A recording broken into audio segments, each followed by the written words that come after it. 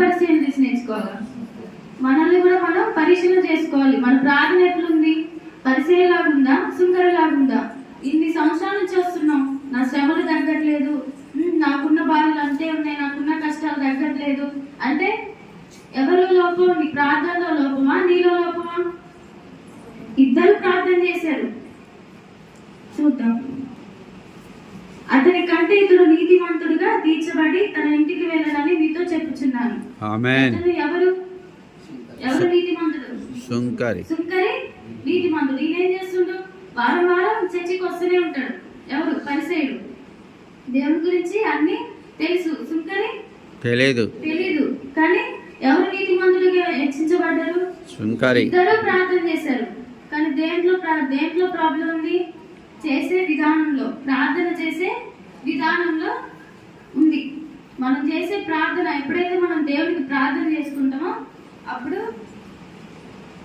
ఆయన యందు భయభక్తులు కలిగి పశ్చాత్తాపంతో మారు మనసు కలిగి దీన హృదయంతో. సుంకరి ఎట్లా ప్రార్థన చేస్తుండు? ఆకాశం వైపు చూడడానికి కూడా ఆయన భయపడుతుండు. ఎందుకు? దేవుడు అంటే ఎవరో ఆయనకి అర్థమైంది. ఈయనకి పరిసయ్యుడికి అర్థం కాలేదు. మళ్ళీ వారం వారం వస్తుంది. ఈయన సుంకరి వస్తుందా? రావట్లే. ఎవరు విశ్వాసంతో ఉన్నారు? ఇద్దరిట్లో ఎవరు నీతిమంతుడు? సుంకరి లాంటి ప్రార్థన మనం నేర్చుకోవాలి. లాంటి ప్రార్థన మనం చేయకూడదు.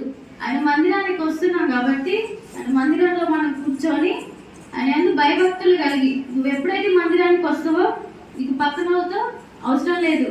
నువ్వు దేవుడు అంతే. దేవుడితో నువ్వు ముఖాముఖిగా మాట్లాడాలి. ఆయన యందు ఎవరి దగ్గర నిజాయితీగా ఉండే అవసరం లేదు. దేవుడి దగ్గర నిజాయితీగా ఉండాలి. నీ పాపంలో నువ్వు ఒప్పుకోవాలి. ఎందుకంటే దేవుడికి అన్ని తెలుసు. ఇంటికి యజమాని అయిన ఎవరు ఏం చేయాలి? ఇంటిని అన్నిటిని చూసుకోవాలి. అంటే దేవుడి దగ్గర కూడా నువ్వేం చేయాలి? నీ యొక్క పాపంలన్నింటినీ నువ్వు ఒప్పుకోవాలి, పశ్చాత్తాపం చెందాలి. అప్పుడే కానీ శ్రమలన్నీ నీ దేవుడి దగ్గరికి వెళ్ళేది. దేవుడికి అప్పుడే నీ ప్రార్థన వచ్చింది. అప్పటి వరకు పరిశీలన లాంటి ప్రార్థనే నీది.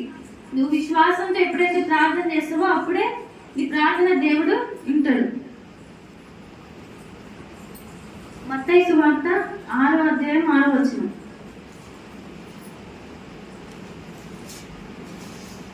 నువ్వు ప్రార్థన చేయనప్పుడు నీ గదిలోనికి వెళ్ళి తలుపు వేసి రహస్యమందున్న నీ తండ్రికి ప్రార్థన చేయు. అప్పుడు రహస్యమందు చూచి నీ తండ్రి నీకు ప్రతిఫలం ఇచ్చును.